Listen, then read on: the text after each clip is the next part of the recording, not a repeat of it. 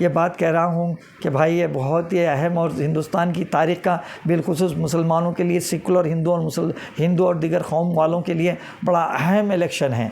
ये इलेक्शन शायद हिंदुस्तान में अगर सही करके हम जीत लेंगे तो ये फ़िरका परस्तों को हमेशा के लिए, मुल्क को लूटने वालों के लिए, गद्दारों के लिए ऐसी हमारी आखिरी उनके लिए कील होगी, ठोक देंगे कि फिर कभी सर नहीं उठा सकेंगे ये लोग। और अगर गफलत बरतेंगे तो ये लोग हमारे में कील ठोकने की कोशिश करेंगे। लिहाजा हमारे 100% वोट को इस्तेमाल करते हुए मजलिस इत्तेहादुल मुस्लिमीन के सारे उम्मीदवारों को, बिलखुसूस असदुद्दीन ओवैसी साहब को भारी अक्सरियत से मुंतखब करना है। बाद सवाल ये है कि ये इतना हमारे लिए वोट कीमती क्यों हो गया? हिंदुस्तान के एक एक इस वक्त एक एक लम्हे में जो हवाएं चलती हैं तो हवाओं में भी एक फ़िरका परस्ती की बू हमारी नींद जगा दे रही है, हमें जागने पर मजबूर कर दे रही है कि हिंदुस्तान के हालात किस तरह से बिगाड़े जा रहे हैं। हिंदुस्तान के जो माहौल को बिगाड़ने का काम भारतीय जनता पार्टी और बिलखुसूस हमारे प्राइम मिनिस्टर साहब जो तकारीर कर रहे हैं, जिस अंदाज से जो बातें बोल रहे हैं, उससे हर सेकुलर आदमी फ़िक्रमंद हो गया है। ख़ासकर बिलखुसूस मुसलमान तो हिंदुस्तान के सारे इतने फ़िक्रमंद हो गए हैं कि आने वाले वक्तों में अगर खुदा न खास्ता भारतीय जनता पार्टी और उनके हमनवा मिलकर अगर हुकूमत बनाएंगे तो क्या होगा। खैर जो भी होगा अल्लाह सबकी मदद करने वाले हैं। अल्लाह मज़लूम के साथ होता है, अल्लाह परेशान हाल लोगों की मदद करते हैं। ऐसा कोई डरने की भी बात नहीं है, ऐसा कुछ नहीं हो जाएगा, कोई भी कुछ भी आ जाए। लेकिन ये ज़रूर है कि हमको सियासी तौर पर अल्लाह ने समझ बूझ दी है, हमें अपने समझ के फ़ैसले करने का अल्लाह ने हमारी अक्ल और समझ को भी इख्तियार दिया है। तो उस इख्तियार को इस्तेमाल करते हुए हमें भारतीय जनता पार्टी को हराने के लिए हर सेकुलर पार्टी को जिताने का काम करना है। चुनांचे असदुद्दीन ओवैसी साहब ने बेहतरीन नारा तेलंगाना में दे दिया कि हैदराबाद में मजलिस और बाक़ी 16 सीट जो है वहाँ पर बीजेपी को हराओ, ख़त्म।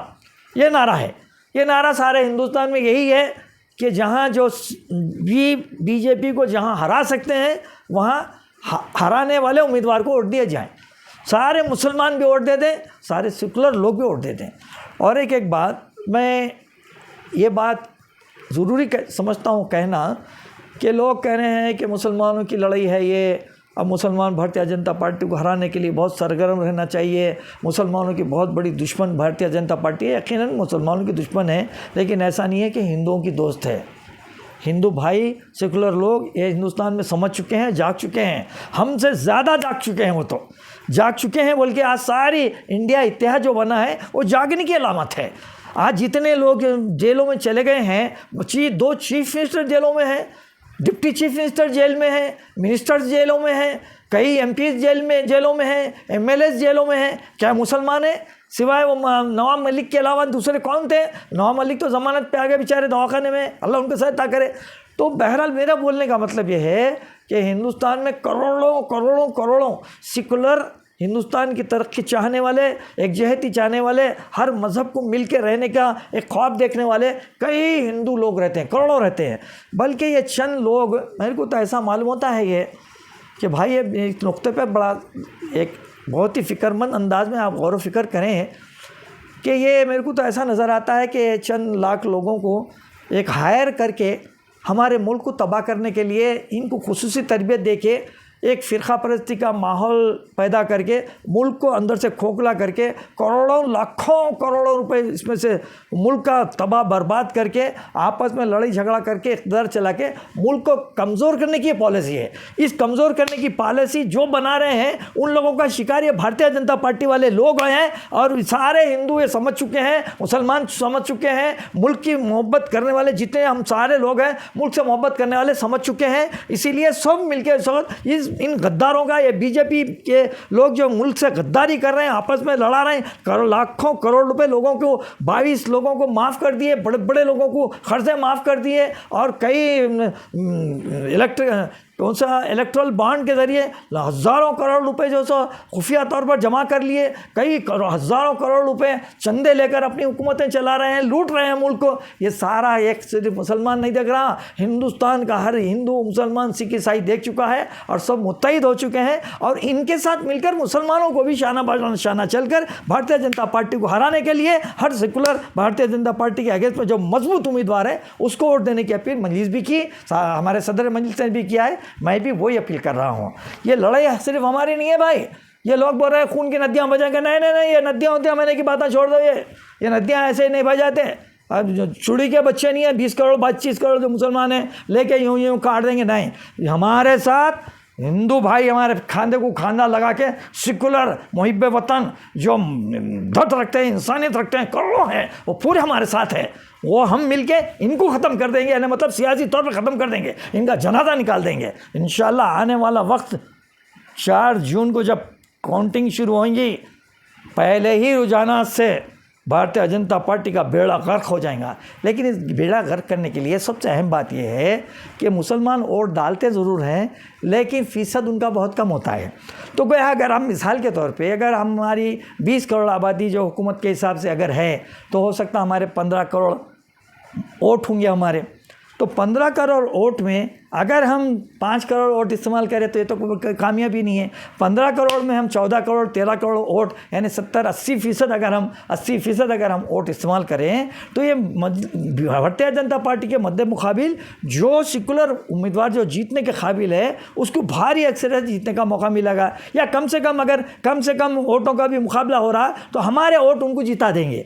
क्यों? कि हमारी वोटिंग का परसेंटेज ही दूसरे की जीतने की अलामत बन सकता है मौजूदा हालत में।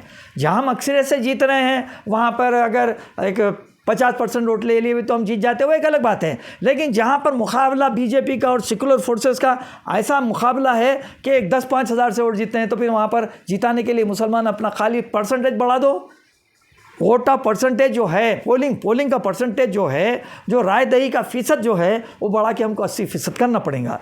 इसके लिए और एक बात मैं ये कहना चाहता हूँ कि सेकुलर पार्टियां जो हमारा वोट लेना चाहती हैं, हमारे उलमाए कराम भी बयान दे रहे हैं कि भाई मुसलमान मस्जिद से ऐलान करो कि वोट को इस्तेमाल करें, किसी के हक़ में वोट का इस्तेमाल करो। बल्कि हम मस्जिद में तो नहीं बोल सकते, गैर कानूनी बात हो जाती है। कोई मजहबी मुकामात से वोट की अपील हम नहीं कर सकते, सियासी तौर पर करेंगे भी नहीं। लेकिन वोट इस्तेमाल करो, ये तो बात हर जगह से कही जा सकती है। तो हमारे उलमाए कराम कह रहे हैं कि भाई अपने तौर पर कमेटियाँ बनाओ, पार्टियाँ बनाओ, वो फला करो। लेकिन हमारे बड़े बड़े उलमाए कराम ये बड़ी बड़ी सियासी जमातों को जो मुसलमानों के वोट लेते हैं, सेकुलर होते हैं, हमारे वोट से जीतने की कोशिश करते हैं, क्या उनकी जिम्मेदारी नहीं बनती कि हमारे वोटों को पोलिंग बूथों में चेक किया जाए, लिस्टों में चेक किया जाए, हमारे घरों तक वोट की चिट्ठी पहुंचाई जाए, हमारे घर तक वोट का कार्ड पहुंचाया जाए। जिसका नाम शरीक नहीं है उसको शरीक कराने का तरीक़ाकार क्या है, वो तरीक़ाकार के लिए काम करें। क्या उनकी जिम्मेदारी नहीं है? वो तो बिल्कुल ऐसे इत्मीनान से बैठे हुए हैं कि मुसलमान बीजेपी को नहीं डालता वोट, किसी तरह हमको आता। अरे तुम्हारे गुलाम नहीं है हम, मगर मौजूदा हालत हमारी इतनी मजबूरी है, इसलिए तुमको डालना ज़रूरी है। तुम भी कोई पूरे इंसाफ पसंद आदमी बोल के हम नहीं बोलने वाले, खुली बात। क्यों? कि कितने मुसलमानों को टिकट दिए हैं ये इंडिया इत्तेहाद वाले, खुद कांग्रेस कितने मुसलमान लोगों को टिकट दी, खुद समाजवादी पार्टी वाले कितने मुसलमानों को टिकट दिए।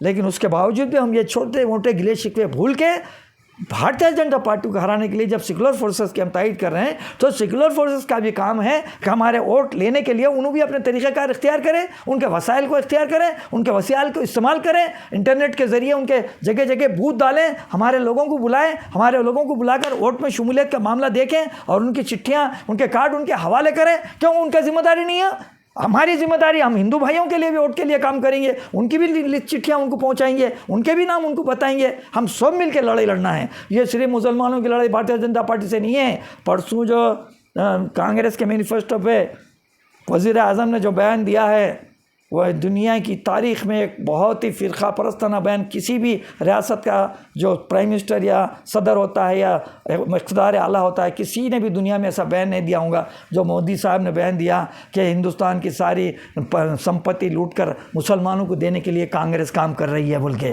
कैसा लूट सकते हैं, कैसा मुसलमानों को दे सकते हैं? क्या किसी का मंगलसूत्र छीन के लेके आके घर घर बांटेंगे एक एक टुकड़ा? किस किस्म की गंदी और जलील किस्म की बात करते हैं हमारे वज़ीर आज़म। लेकिन इलेक्शन कमीशनर, जो चीफ इलेक्शन कमिश्नर, जो गैर जानिबदाराना अंदाज में काम करने का और मुनसिफाना अंदाज में इलेक्शन कराने का जो वादा कर रहा है, अहद लिया है, ओत लिया है, उसके बावजूद इस बयान पर, ऐसे ख़तरनाक बयानात पर कोई भी जो है ना इक़दाम नहीं लिया। हम चीफ इलेक्शन कमिश्नर से ये मुतालबा करते हैं कि प्राइम मिनिस्टर के ख़िलाफ़ मुकदमा दर्ज करें और उनको पाबंद करें। अगर आइंदा अगर आप ऐसी ताक़ारी करेंगे तो तुम्हारे को डिबार कर दिया जाएगा, इलेक्शन से हटा दिया जाएगा, आइंदा 6 साल तक इलेक्शन लड़ने नहीं दिया जाएगा। बहरहाल मैं फिर एक बार दर्दमंदाना गुजारिश करता हूँ सारे भारत के। साहब आज अमित शाह भी आए थे तो उन्होंने मेदक में तकरीर करते हुए बोले कि अगर हमारी हुकूमत आ गई तो मुसलमानों को जो रिजर्वेशन दिया जाएगा वो पूरा ख़त्म कर दिया जाएगा। जी नहीं, ये तो उनके इरादे हैं, ये तो उनके मंसूबे हैं, मगर उनका बाप भी नहीं ख़त्म कर सकता। हर चीज़ सियासत में नहीं होती, कुछ अदालतें भी हैं, अभी अदालत में भी कानून बाकी है, अदालतों में भी बेहतरीन जजेस मौजूद है, अभी भी अदलिया के ऊपर भरोसा किया जा सकता है हमारा तो, लेकिन नहीं कर सकता। लेकिन ये तो उनका मंसूबा है।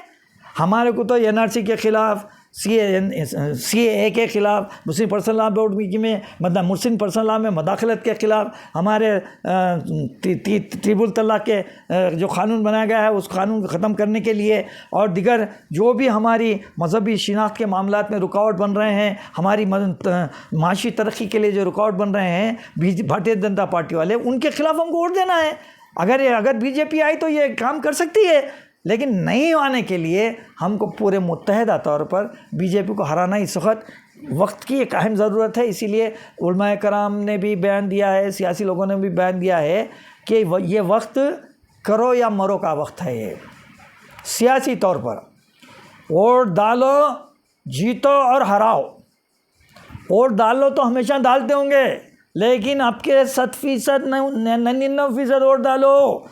कोई कानून आपको 7% वोट डालने से भी नहीं रोक सकता। हर एक को अपने अपने वोट इस्तेमाल करने का क़तई तौर पर इख्तियार है। अगर पूरे 100 के 100 वोट भी अगर गिर जाएं किसी बूथ पर तो वो बूथ के वोट को कैंसिल नहीं किया जा सकता तावक्त के मुद्दलिल उसकी शिकायत साबित ना हो जाए।